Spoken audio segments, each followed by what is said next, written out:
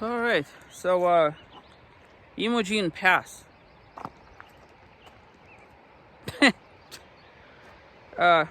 Okay, so I'm gonna turn into a negative net for the moment, and scold Colorado for not being off-road person friendly.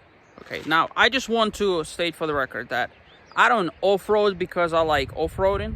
I off-road because it allows me to get to places that normally you can't get in a regular vehicle.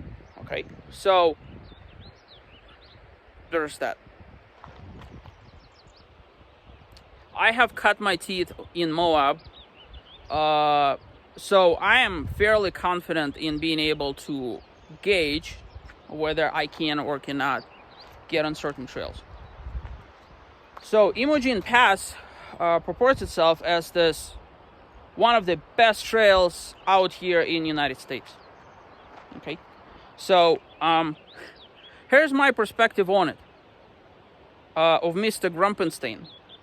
So from what I understand, there's actually two entrances from Yankee Bay Boy site, or whatever it's called, from the URA. Colorado doesn't mark their trails in a way that, for example, Utah does, right? On Utah, you know that, for example, when you enter Metal Masher, it will actually tell you, hey, you're entering Metal Masher, right? Then it will tell you that the trail is difficult, blah, blah, blah, blah, blah, there's some signage, yada, yada, yada. Not here, no. So, here, what's interesting is that there's an official sign for Imogene Pass, right? It doesn't tell you nothing else. Anything else, nothing else. The actual trail to get from that sign of the Yankee Boy Basin Road to here is, I kid you not, very easily rated 3.5. It's a lot of off-camber, like so. A lot of steps going down where you constantly have to like go down, or if you're going back up, you're going back up, right? So it's like legit rock rolling. Every single rock is slick. There's water running through, I would say probably at least half of the trail in some capacity, either a river or a stream or wet moss or the rock is wet. It is slippery as you could get. Zero scenery to look at. Like none whatsoever. And by the point you're done with it, by the way, in case you're wondering, it took me 40 minutes to drive less than, like, see those black rocks over there?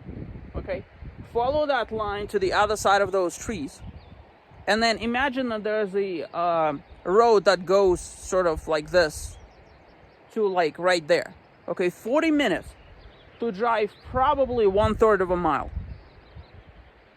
So I could see now why they say that Imogene takes 3 hours to, because the rest of the road, as you see, is like this. All right, now, allegedly there's a second entrance, right, which is not marked as Imogene Pass, which is very typical here in Florida, Colorado, where they just mark it as like a county road or some other, like it will have a number. You have no idea, like if you don't have GPS, or if you're not local, you have no idea that whatever road that is an actual Imogene Pass road. So, considering that I really don't feel like climbing on top of those rocks on the way back, what I'm gonna do is, I'm gonna try, which I don't know if it's open or not, which is another thing. It's not uncommon in Colorado to actually get on the trail, only for it to be closed at some point. Like, there's no signage that the trail is closed.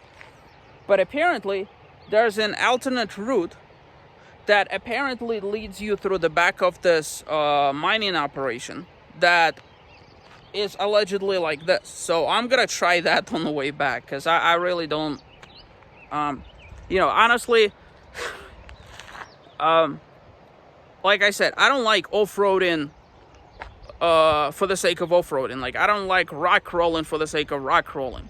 I think it's exciting. I mean, I follow YouTubers that do that, for a living. But it's just not my thing, right? And by the time you get here to this very spot, that first third of a mile, haven't spent 40 minutes, you're already crabby. And watching this magnificent and beautiful valley, you feel strangely void and empty of excitement to appreciate just how beautiful this is.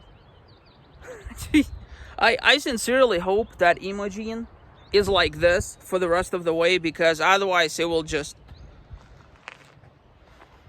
yeah. You know, it's a long trail. It's like 11 miles. They say it takes 3 hours each way, so we're gonna see. All right, enough negativity. Time to hit the trail and hopefully appreciate it for what it is.